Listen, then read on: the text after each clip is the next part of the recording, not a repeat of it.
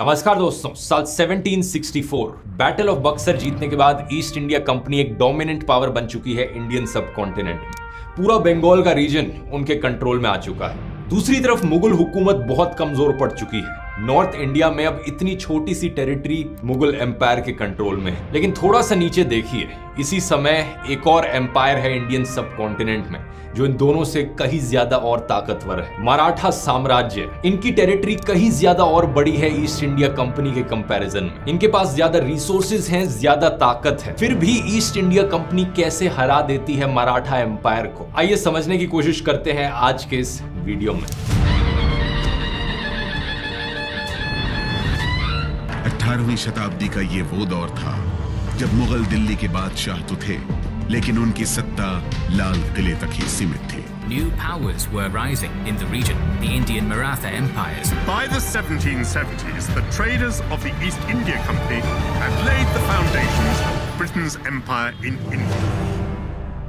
Maratha empire की शुरुआत हुई थी साल 1674 में छत्रपति शिवाजी महाराज के द्वारा, और शुरुआत से ही ये एक बड़ी ताकतवर फोर्स रहे थे। औरंगजेब के टाइम में भी मुगल एम्पायर के लिए मराठा एम्पायर एक बहुत बड़ा खतरा रहा था। तब मुगल हुकूमत बड़ी तेजी से कमजोर पड़ने लग जाती है, टेरिटरी लूज करती है, और मराठाओं का इसमें एक बड़ा कॉन्ट्रीब्यूशन होता है। मराठा एम्पायर अपनी पीक पर पहुंचता है साल 1759 में जाकर। इस साल मराठाओं की जो टेरिटरी थी वो नॉर्थ में अफगानिस्तान के हिस्सों से शुरू होती थी और साउथ में तमिलनाडु तक जाती थी, वेस्ट में सिंध से लेकर ईस्ट में उड़ीसा तक जाती थी। लेकिन करीब 2 साल बाद साल 1761 में एक बड़ा झटका लगता है मराठा साम्राज्य को। The infamous third battle of Panipat, Panipat की तीसरी लड़ाई लड़ी जाती है, जिसमें अफगान के रूलर अहमद शाह दुर्रानी आकर मराठाओं को हरा देते हैं। इस जंग में काफी टेरिटरी लूज करनी पड़ती है मराठा एम्पायर को, लेकिन इसके करीब 1 दशक बाद मराठाज अपनी पावर रीगेन करते हैं, कई टेरिटरीज को वापस से रिस्टोर कर देते हैं अपने नए पेशवा माधव राव की लीडरशिप के अंदर। पेशवा माधवराव वन के अंडर मराठा एम्पायर ताकतवर बना रहता है, इतना ताकतवर कि ईस्ट इंडिया कंपनी जानती थी कि कोई चांस नहीं है इन्हें हराने का। लेकिन इतना ही नहीं, ईस्ट इंडिया कंपनी मराठाओं को अपने से थोड़ा दूर रखना चाहती थी।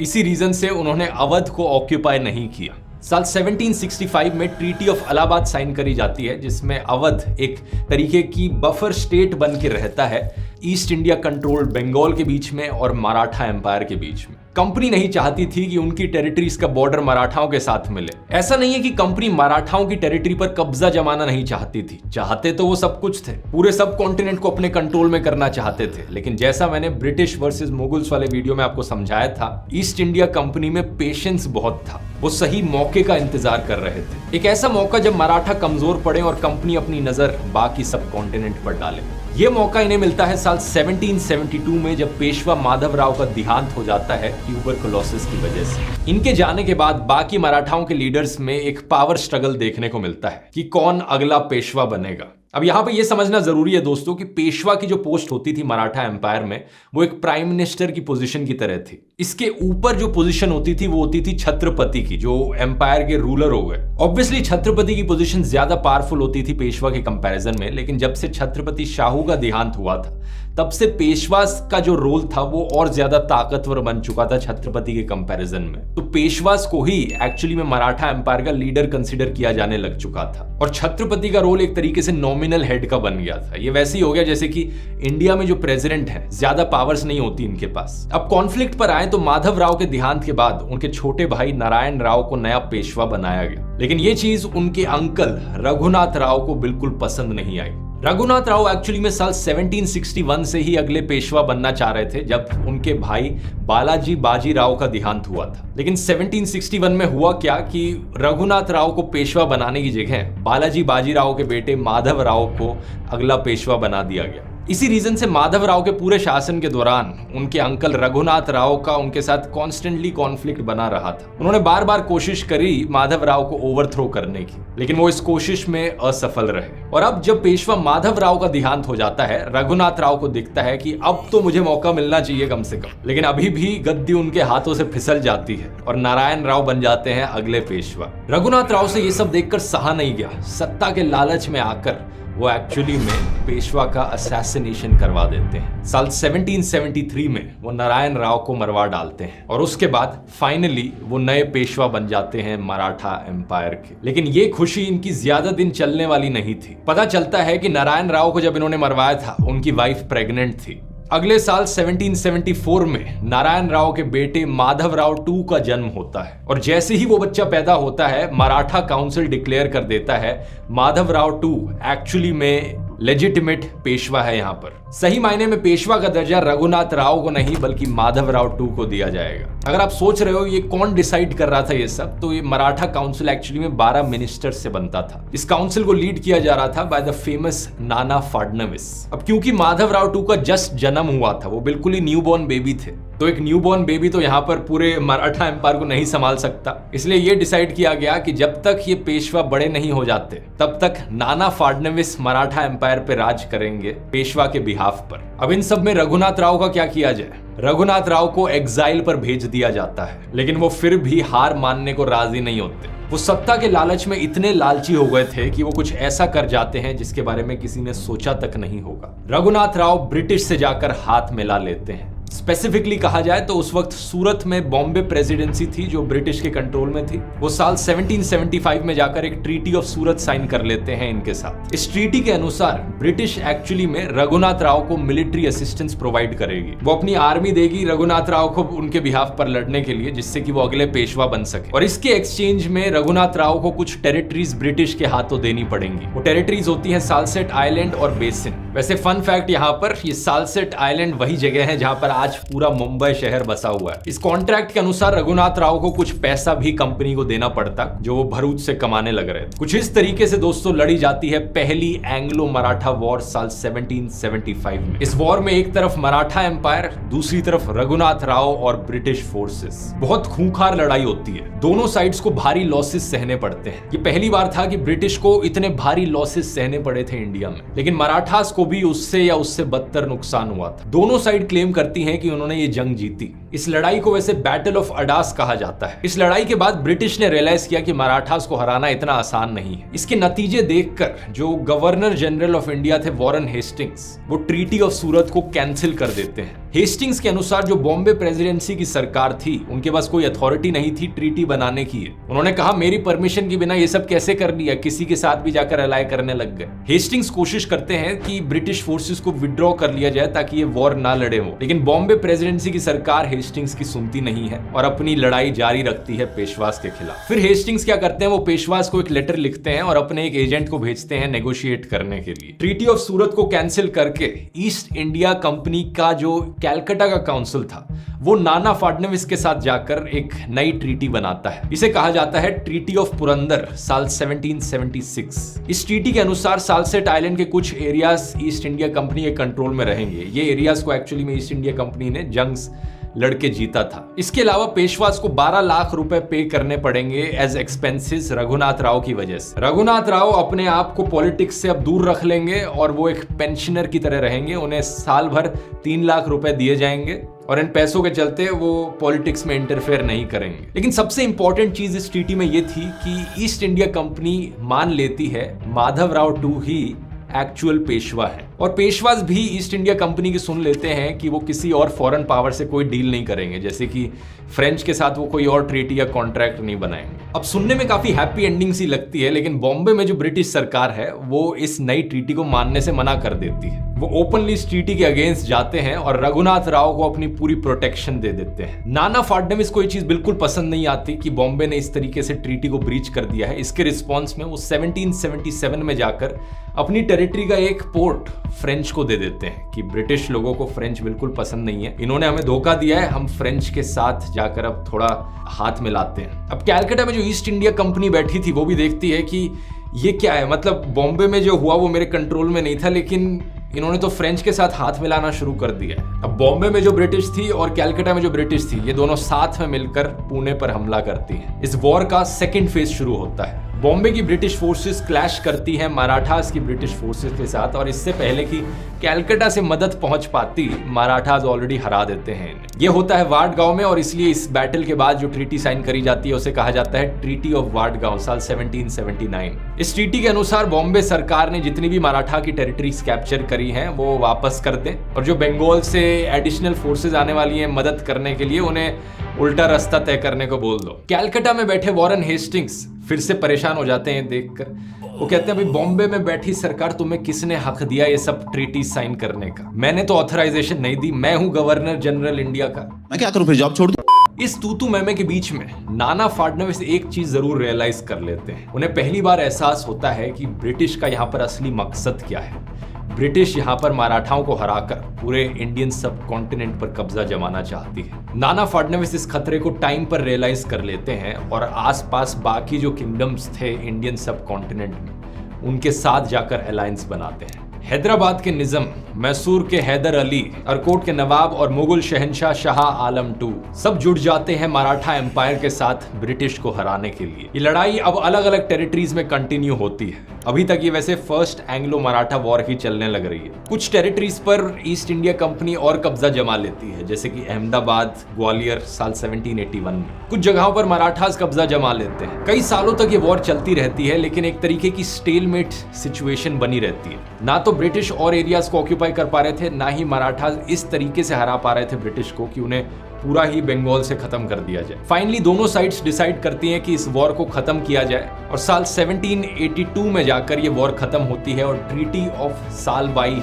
साइन करी जाती है। अब क्योंकि इस पूरी वॉर में मराठास का एक अपर हैंड रहा था, इसलिए फर्स्ट एंग्लो मराठा वॉर के विनर्स मराठास को ही बताया जाता है। मोटे मोटे तौर पर देखा जाए तो मराठा एम्पायर अपनी टेरिटरीज को डिफेंड करने में सक्सेसफुल रहते हैं। ट्रीटी ऑफ सालबाई के अकॉर्डिंग कुछ टेरिटरीज को मराठाओं के पास वापस दे दिया जाता है, लेकिन ईस्ट इंडिया कंपनी सालसेट और कुछ और छोटे छोटे आइलैंड्स रख सकती है।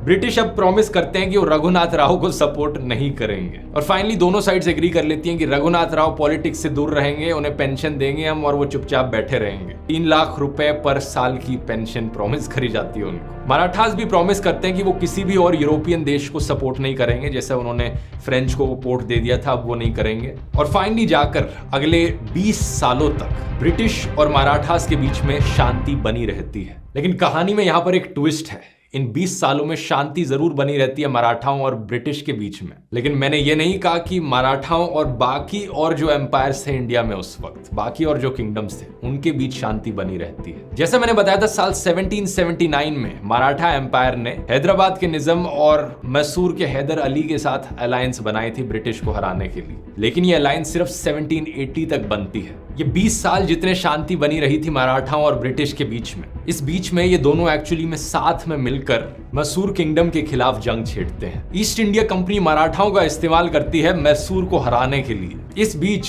इन 20 सालों में एक बड़ा खतरा एलिमिनेट हो जाता है ईस्ट इंडिया कंपनी के लिए। इसकी बात डिटेल में मैं आगे किसी वीडियो में करूंगा, जब मैसूर किंगडम पे एक सेपरेट वीडियो बनाऊंगा। लेकिन अभी आते हैं हम साल 1801 में। इस साल एक बार फिर से मराठाओं के बीच में जबरदस्त इन फाइटिंग देखने को मिलती है। इस इन फाइटिंग को समझने के लिए पहले हमें यह समझना होगा कि मराठा कॉन्फेडरेसी कैसे काम करती थी। मराठा एम्पायर को एक समय के बाद मराठा कॉन्फेडरेसी बुलाया जाने लगा, क्योंकि ये कॉन्फेडरेसी 5 अलग अलग फैक्शन से बनी थी। इन पांचों फैक्शंस का अपना एक अलग अलग लीडर था। कौन से थे ये 5 फैक्शंस? ये थे बड़ौदा के गायकवाड्स, नागपुर के भोंसलेस, इंदौर के होलकर्स, ग्वालियर के सिंधियाज और पुणे के पेशवाज। पूरी कॉन्फेडरेसी का हेड एक्चुअली में पेशवा को माना जाता था। कुछ माइनर कॉन्फ्लिक्ट्स तो काफी समय से ही रहे थे इन सारे अलग अलग फैक्शंस के बीच में, लेकिन मोर और लेस ये यूनाइटेड ही रहे अपने पूरे इतिहास में, स्पेशली जब नाना फडणवीस एक्चुअली में गद्दी पर बैठे थे। लेकिन साल 1800 में फडणवीस का देहांत हो जाता है। इन अलग अलग फैक्शंस के बीच में इंटरनल कॉन्फ्लिक्ट बढ़ने लगता है। एक बार फिर से जहां पर कोई इंटरनल कॉन्फ्लिक्ट होने लग रहा है, वहां पर ब्रिटिश की आंखें खुल जाती हैं। उन्हें अपना मौका दिखता है। यहाँ पर वो देखो, 2 लोग एक दूसरे से लड़ने लग रहे हैं। मेरे लिए ये गोल्डन अपॉर्चुनिटी है उन दोनों का फायदा उठाने की। वैसे मराठास के बारे में अगर आप और डिटेल में जानना चाहते हैं, मराठा एम्पायर किस तरीके से काम करता था, इसके लिए मैं कुकू FM पर ऑडियो बुक रेकमेंड करूंगा, ये वाली। ये जाकर आप सुन सकते हैं। कुकू FM को नहीं जानते है एक बढ़िया ऑडियो लर्निंग का प्लेटफॉर्म जहां पर आप ढेर सारी ऑडियो बुक सुन सकते हैं अलग अलग टॉपिक्स पर। Geopolitics, history, psychology, finance, self help, हर टॉपिक पर नॉलेज आपको कुकू एफएम में मिलेगी। इसका आमतौर पर प्राइस होता है 399 रुपीज पूरे साल भर के लिए, लेकिन अगर आप कूपन कोड ध्रुव50 इस्तेमाल करेंगे आपको 50% ऑफ मिलेगा, यानी 199 रुपीज साल भर के लिए। लिंक इसका नीचे डिस्क्रिप्शन में मिल जाएगा। साल 1800 में गवर्नर जनरल थे लॉर्ड वेलेस्ली। ये इन पांचों फैक्शंस के मराठा लीडर्स को इनविटेशन देते हैं कि आओ सब्सिडरी अलायंस करो हमारे साथ। सब्सिडरी अलायंस क्या थी इसको मैंने एक्सप्लेन किया था मुगल्स वर्सेस ब्रिटिश वाले वीडियो में, लिंक मैं नीचे डिस्क्रिप्शन में डाल दूंगा, बाद में जाकर आप इसे देख सकते हैं। लेकिन सारे लीडर्स ने इस ऑफर को थैंकफुली रिजेक्ट कर दिया। बात क्या थी, साल 1795 में माधवराव टू का देहांत हो गया था और रघुनाथ राव के बेटे, वही रघुनाथ राव, उनके बेटे बाजीराव टू अगले पेशवा बने। अब बाजीराव टू की रिलेशनशिप बिल्कुल भी अच्छी नहीं थी होलकर के लीडर यशवंत राव होलकर के साथ। बाजीराव टू ने एक्चुअली में उनके भाई को मरवा दिया था। इसलिए साल 1802 में यशवंत राव डिसाइड करते हैं कि मैं यहाँ पर बदला लूंगा अपने भाई की मौत का। वो जंग छेड़ देते हैं पेशवाज और सिंधियास के खिलाफ। नतीजा इसका यह होता है कि पुणे के पेशवाज को अपना पुणे छोड़कर भागना पड़ता है और अब बाजीराव टू को दिखता है अपने आसपास कोई मदद के लिए नहीं है उनके, तो वो किसके पास जाते हैं मदद लेने के लिए? वो जाते हैं ब्रिटिश के पास। वो जाकर ईस्ट इंडिया कंपनी से कहते हैं कि मेरी मदद करो, मुझे पेशवा फिर से बनना है। ये कहानी सुनकर ब्रिटिश की आंखों में डॉलर्स के साइन आ जाते हैं और मुंह से राल टपकने लग जाती है। पैसा ही पैसा होगा। उन्हें दिखता है कि ये तो बहुत ही आसान तरीका है पुणे का कंट्रोल लेने का। वो बाजीराव टू को कहते हैं कि इधर आओ, इस ट्रीटी को साइन करो, हमारे साथ सब्सिडरी अलायंस बनाओ, हम मदद दे देंगे। और पेशवा फिर इस सब्सिडरी अलायंस में चले जाते हैं। इस ट्रीटी के अनुसार करीब 6000 लोगों की ब्रिटिश आर्मी स्टेशन रहेगी पुणे में, लेकिन पेशवा को अपनी टेरिटरी सूरत में सरेंडर करनी पड़ेगी। और जैसा बाकी सब्सिडरी अलायंसेस के साथ था, अब पेशवा कभी भी वॉर नहीं वेज कर सकते और अलायंसेस नहीं बना सकते ईस्ट इंडिया कंपनी की परमिशन के बिना। अब ऐसा होता देखकर सिंधियाज और भोसलेस बड़े गुस्से में आ जाते हैं। ये क्या कर दिया पेशवा ने, हमसे बिना पूछे यहाँ पर एक डील कर ली इनके साथ। वो इस ट्रीटी को रेकग्नाइज करने से ही मना कर देते हैं और फिर शुरू होती है the second Anglo Maratha war साल 1803 में। इस वॉर में सिंधियाज और भोसलेस अपनी पूरी कोशिश करते हैं मराठा को इंडिपेंडेंट रखने की। बाद में होलकर्स भी इनके सपोर्ट में आ जाते हैं, लेकिन दूसरी तरफ ब्रिटिश को ना सिर्फ पेशवाज से सपोर्ट मिलने लग रहा था बल्कि गायकवाद से भी। लिटरली इस पॉइंट ऑफ टाइम पर मराठा जो एम्पायर था वो अपने बीच में ही पूरी तरीके से स्प्लिट हो गया। एक तरफ सिंधियाज, भोसलेस और होलकर्स लड़ाई कर रहे हैं, दूसरी तरफ पेशवाज और गायकवाद ब्रिटिश के साथ अलायंस कर रहे हैं। आप पूछोगे यहाँ पर गायकवाद क्यों लेकिन ब्रिटिश के साथ अलाय कर रहे हैं? इसके पीछे रीजन था साल 1802 में ब्रिटिश ने एक्चुअली में मदद करी थी गायकवाद के एक लीडर की लीडर बनने में। इंटरनल कॉन्फ्लिक्ट चल रहे थे स्टेट में, फिर से ब्रिटिश ने आके इंटरप्ट किया, मदद करी एक की और गद्दी पर बिठा दिया उन्हें। साल 1803 में बैटल ऑफ असाय और बैटल ऑफ अरगांव में ब्रिटिश फोर्सेस सिंधियाज और भोसलेस को हरा देती है। सिंधियाज से एक ट्रीटी साइन करवाई जाती है, भोसलेस से एक ट्रीटी साइन करवाई जाती है। दोनों ट्रीटीज में एक बड़ा हिस्सा अपनी टेरिटरीज का उन्हें ब्रिटिश को देना पड़ता है। इन टेरिटरीज में दिल्ली आगरा का रीजन था, बुंदेलखंड का रीजन था, अहमदनगर था, गुजरात के कई पार्ट्स थे जो ब्रिटिश के पास चले गए। सिंधियाज और भोसलेस को रास्ते से हटाने के बाद अब होलकर्स अकेले बचे थे। ब्रिटिश और होलकर्स के बीच का कॉन्फ्लिक्ट 1805 तक चलता रहा, जिसके बाद वो भी हार गए। उनसे भी एक ट्रीटी साइन करवाई गई और इस तरीके से सेकेंड एंग्लो मराठा वॉर खत्म होती है, जिसमें ब्रिटिश को एक बड़ी जीत मिलती है। होलकर्स की ट्रीटी के बाद आज के दिन के राजस्थान की कई टेरिटरीज भी अब ब्रिटिश के हाथों चली गई। अब क्योंकि पेशवाज एक्चुअली में ब्रिटिश की साइड पर थे, तो बाजीराव टू को दोबारा से पेशवा बनाया जाता है मराठा कॉन्फेडरेसी का। बस फर्क ये था इस बारी कि अब वो पपेट रूलर थे ब्रिटिश के हाथों। ये कहानी अगर सुनी सुनी लग रही है तो ऐसा ही कुछ हुआ था ब्रिटिश और मुगलों के बीच में भी। जब मैंने ब्रिटिश वर्सेस मुगल्स वाले वीडियो में बताया था, ब्रिटिश ने अपने अलायंसेस के थ्रू यहाँ पर पपेट रूलर्स बनाए, जैसे कि बंगाल के केस में जैसे मैंने उस वीडियो में बताया था। लेकिन पपेट रूलर्स के साथ होता क्या है, वो ज्यादा टाइम तक पपेट बने नहीं रहे और यही चीज इस केस में भी हुई। साल 1817 तक पेशवा रियलाइज कर चुके थे कि ब्रिटिश उन्हें पूरी तरीके से खत्म करना चाहते हैं। बाजीराव टू सीक्रेटली एक वॉर की प्लानिंग कर रहे थे जिससे ब्रिटिश को बाहर निकाला जा सके। इस प्लानिंग में एक बड़ा हिस्सा था कि जो उस वक्त के एक लॉर्ड एल्फिंस्टोन थे, उनका असैसिनेशन किया जाएगा। बाजीराव टू उनका असैसिनेशन प्लान कर रहे थे। इस पॉइंट ऑफ टाइम तक मराठाओं की ताकत और अथॉरिटी काफी कमजोर पड़ चुकी थी, क्योंकि कॉन्स्टेंटली जो इनकम मिलता उन्हें वो ब्रिटिश के पास जा रहा था। मिलिट्री पावर उनके पास ज्यादा बची नहीं थी। इसी बीच एक लास्ट एफर्ट किया जाता है मराठाओं की तरफ से ब्रिटिश को हराने का। पेशवा बाजीराव जाकर होलकर्स और भोसलेस के साथ हाथ मिलाते हैं। इतना ही नहीं बल्कि वो अफगान के लीडर आमिर खान के साथ भी जाकर हाथ मिलाते हैं। सिंधिया शुरू में पार्टिसिपेट नहीं करना चाह रहे थे, लेकिन बाद में वो भी इस अलायंस को ज्वाइन कर लेते हैं। लेकिन सालों से चली इन फाइटिंग की वजह से किंगडम्स बहुत कमजोर हो चुके थे। थर्ड एंग्लो मराठा वॉर में ब्रिटिश इनका पूरी तरीके से सफाया कर देती है और इस बारी British east India company decide करती है कि कोई पेशवा का रूल नहीं होगा। पेशवाशिप का सिस्टम ही खत्म कर दिया जाता है। बाजीराव टू को डिपोज कर दिया जाता है कि वो पेंशनर की तरह बने रहेंगे और अपनी बाकी की जिंदगी वहीं गुजारेंगे। और कुछ इस तरीके से मराठा एम्पायर का अंत होता है। जो अलग अलग फैक्शंस के लीडर्स थे उनसे अलग अलग ट्रीटी साइन करवाई जाती हैं, जैसे कि treaty of Poona 1817, treaty of Gwalior 1817, treaty of Mandsaur 1818। सारी टेरिटरीज ब्रिटिश के हाथों चली जाती हैं और ईस्ट इंडिया कंपनी के पास इंडियन सब कॉन्टिनेंट का 2/3 कंट्रोल आ जाता है। इंटरेस्टिंग चीज यहाँ ये देखने वाली है कि अगर यूनिटी बनी रहती अलग अलग इंडियन किंगडम्स के बीच में तो बहुत मुश्किल होता ईस्ट इंडिया कंपनी के लिए पूरे सब कॉन्टिनेंट पर कब्जा जमाना। लेकिन यहाँ पर हमने देखा ना सिर्फ अलग अलग इंडियन किंगडम्स एक दूसरे से फाइट करने लग रहे थे, बल्कि एम्पायर्स के अंदर भी इन फाइटिंग देखने को मिल रही थी। मराठा साम्राज्य के अंदर भी अलग अलग लीडर्स गद्दी के लिए लड़ रहे थे। मुगल हुकूमत के अंदर भी अलग अलग लीडर्स गद्दी के लिए लड़ने लग रहे थे। इस चीज का यहाँ पर सबसे बड़ा फायदा उठाया ईस्ट इंडिया कंपनी ने। स्पेसिफिकली कहा जाए तो सेकेंड एंग्लो मराठा वॉर से पहले ईस्ट इंडिया कंपनी के सामने एक और बड़ी ताकत थी जो उनके लिए मुसीबत बन रही थी, द मैसूर किंगडम और उनके लेजेंडरी रूलर